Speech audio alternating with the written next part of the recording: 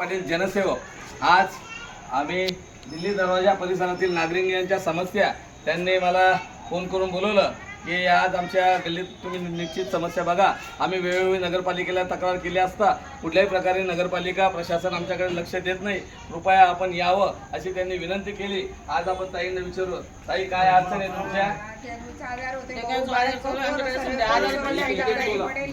ताईंचं म्हणणं आहे की आमच्या गल्लीमध्ये डेंग्यूच्या पेशंट आहेत, घरोघरी आजारी आहेत, ताई स्वतः आजारी आहेत, नातू आजारी आहेत, आता हे बाजूचं घर आहे तिथे घरात 4 जण आजारी आहेत. अशी परिस्थिती आहे, आरोग्य धोक्यात आलेलं आहे आणि कुठल्या परिस्थितीमध्ये इथं गटारी स्वच्छ होत नाही आहेत, पावडर मारली जात नाही आहे. आता हे जे आपण पाणी वाहतोय, हे आपण जे पाणी वाहतो बघताय हे पाणी कंटिन्यू त्यांचं वाहत असतं. इथं त्यांचे कुठलाही सामाजिक कार्यक्रम असेल, घरातला कार्यक्रम असेल तर घेऊ शकत नाही. हे पाणी जे वाहतंय हे वॉलचं पाणी आहे, आपलं नगरपालिकेचं पाणी आहे. नगरपालिका प्रशासनाला वेळोवेळी तक्रार दिल्या तरी हे पाणी हे बंद होत नाही. त्यांचं म्हणणं आहे की कंटिन्यू हे पाणी चालतं, आम्हाला काही कार्यक्रम सुद्धा या गल्लीत घेता येत नाही. म्हणजे नगरपालिका प्रशासन किती दुर्लक्ष करतं. त्यांनी वेळोवेळी या वालच्या तक्रारी दिल्या तर पाणी अजून बंद झालं नाही. 24 तास पाणी ह्या परिसरामध्ये वाहत असतं आणि म्हणून या गल्लीमध्ये थोडं घाणीचं साम्राज्य निर्माण झालं. हा परिसर पूर्ण घाणीने भरलेला आहे. नगरपालिका प्रशासन लक्ष देत नहीं. चाचा आप बताओ क्या अड़चन है? ये अड़चन यही है कि बहुत ज़्यादा पानी आता है, बच्चे बीमार हो रहे हैं,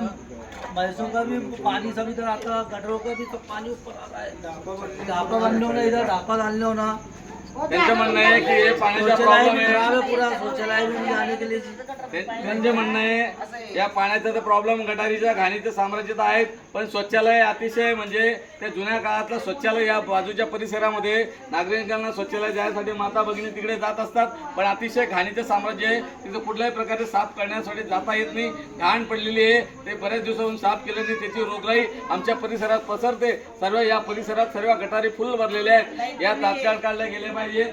तुमच्या लाईटचा असेल तो लाईटचा विषय सुद्धा मार्ग केला जाईल. पण आता हा जो सगळा विषय आहे हा जनता आता आक्रोश करते. हे वेळोवेळी तक्रारी केल्या आहेत. प्रशासनाला एवढी विनंती आहे, सर्वसामान्य कुटुंबातील लोक आहेत ते बिचारे कधीचे आक्रोश करत आहेत. त्यांनी 2-3 वेळेस सगळ्यांनी तक्रारी केल्या